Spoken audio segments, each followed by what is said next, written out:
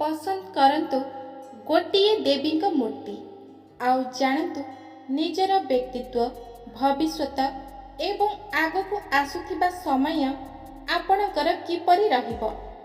देवी माने आपण मानक भविष्यत को नेई केउ सब संकेत देउछंती। दर्शक बंधु आपण मानक मोर चैनल रे स्वागत।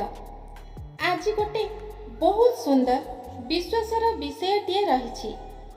विश्वास बଳରେ मनुष्य सब किछि करि पारे।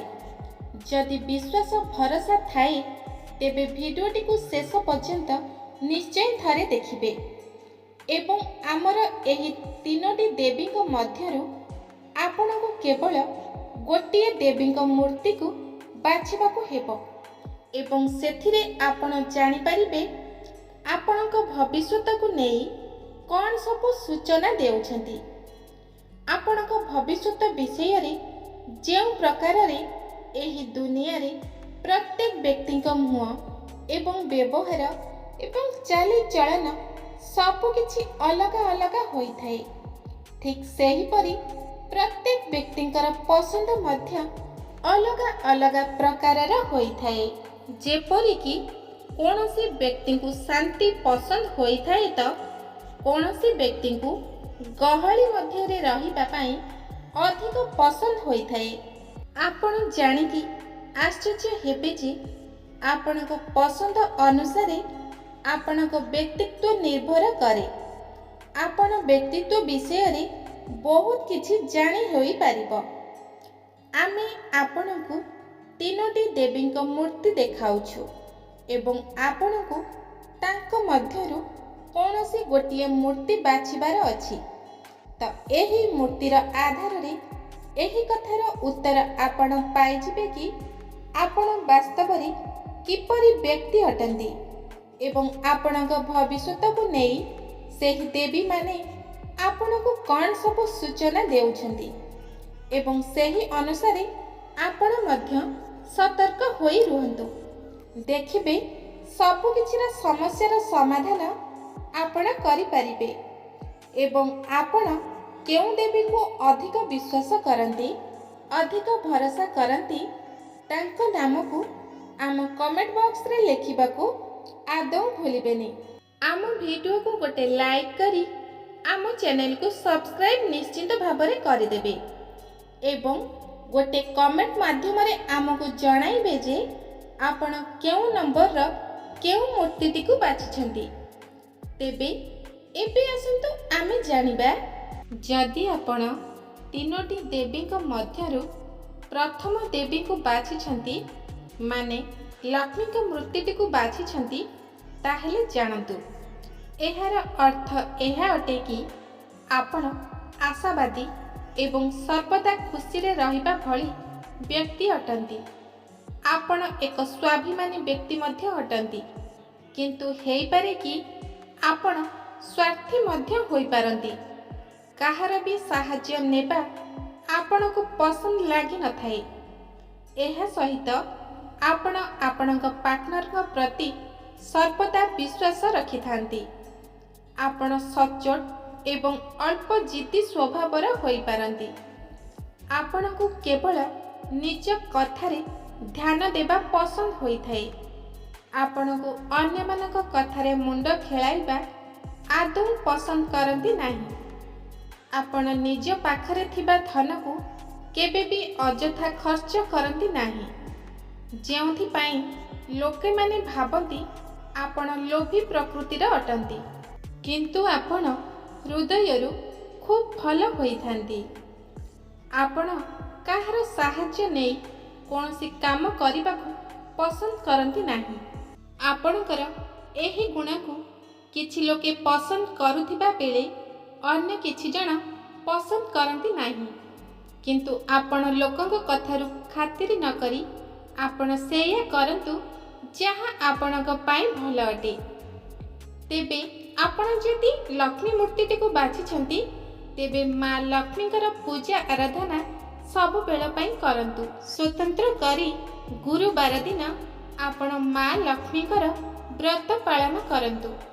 देखिबे आपणक जीवन रे जहाँ भी समस्या अछि ତାହା ସବୁକିଛି ଦୂର ହୋଇଯିବ ଏବଂ ଆପଣ କମେଣ୍ଟ ବକ୍ସରେ ଜୟ ମା ଲକ୍ଷ୍ମୀକୁ ସ୍ମରଣ କରି ତାଙ୍କର ଗୋଟିଏ ନାମ ଲେଖିବାକୁ ଅନୁରୋଧ ରହିଲା। ତେବେ ଏବେ ଆସନ୍ତୁ ଜାଣିବା, ଯଦି ଆପଣ ଦ୍ୱିତୀୟ ମୂର୍ତ୍ତିଟିକୁ ବାଛିଛନ୍ତି ମାନେ ସରସ୍ୱତୀଙ୍କୁ ବାଛିଛନ୍ତି, ତେବେ ଏହାର ଅର୍ଥ ଏହା ଅଟେ କି ଆପଣ ମେଳାପୀ ପ୍ରକୃତିର ଲୋକ ଅଟନ୍ତି, କାହା ସହିତ ଅତି ସହଜରେ ମିଶି ଯାଇଥାନ୍ତି, କିନ୍ତୁ ଆପଣ ଅଳ୍ପ କ୍ରୋଧୀ ପ୍ରକୃତିର ହୋଇଯାଆନ୍ତି। ଆପଣ ଆପଣଙ୍କ ଜୀବନ ସାଥୀଙ୍କ ଠାରୁ ସର୍ବଦା ସଚ୍ଚୋଟତାର ଆଶା ରଖିଥାନ୍ତି। ମିଛ କଥା ଆପଣଙ୍କର ଆଦୌ ପସନ୍ଦ ଆସିନଥାଏ। ଆପଣଙ୍କ ହୃଦୟ କୋମଳ ସ୍ୱଭାବର ହୋଇଥାଏ, ଯାହା ଫଳରେ ଟିକେ ଟିକେ କଥାରେ ଆପଣ ଭାବୁକ ହୋଇ ବସନ୍ତି। ପ୍ରାୟତଃ ଏପରି ବ୍ୟକ୍ତି ରୋମାଣ୍ଟିକ ସ୍ୱଭାବର ମଧ୍ୟ ହୋଇଥାନ୍ତି। ଏମାନଙ୍କର ବୈବାହିକ ଜୀବନ ବହୁତ ଭଲରେ କଟିଥାଏ। ଏମାନେ ସର୍ବଦା ଭଲ ଖାଇବା ଏବଂ ଭଲ ପିନ୍ଧିବା ପ୍ରତି ଅଧିକ ଧ୍ୟାନ ରଖିଥାନ୍ତି। ନିଜେ ବି ଖାଆନ୍ତି, ଅନ୍ୟକୁ ବି ଖୁଆନ୍ତି। ଯାହା ନିଜ ପାଇଁ କରନ୍ତି ତାହା ଅନ୍ୟ ପାଇଁ ମଧ୍ୟ କରନ୍ତି। ଆପଣ ପର ଆପଣା ଏସବୁ କେବେ ଦେଖନ୍ତି ନାହିଁ, ଆଉ ସେଥିପାଇଁ ଆପଣ ବେଳେବେଳେ ଆର୍ଥିକ ସମସ୍ୟା ଦେଇ ମଧ୍ୟ ଗତି କରନ୍ତି। ଏଇଭଳି ଲୋକମାନଙ୍କ ଉପରେ ଭଗବାନ ବହୁତ ଖୁସି ଥାନ୍ତି। ସେଥିପାଇଁ ସେମାନଙ୍କୁ ସବୁ ବିପଦରୁ ସ୍ୱୟଂ ଭଗବାନ ହିଁ ରକ୍ଷା କରନ୍ତି। ବିପଦ ତ ଆସେ, କିନ୍ତୁ ଆପଣ ସେ ବିପଦରୁ ଉଦ୍ଧାର ପାଇଯାଆନ୍ତି, କାରଣ ଅନ୍ୟମାନଙ୍କର ଆଶୀର୍ବାଦ ଆପଣଙ୍କ ଉପରେ ଅଛି। ଭଗବାନଙ୍କର ଆଶୀର୍ବାଦ ମଧ୍ୟ ଆପଣଙ୍କ ଉପରେ ଅଛି।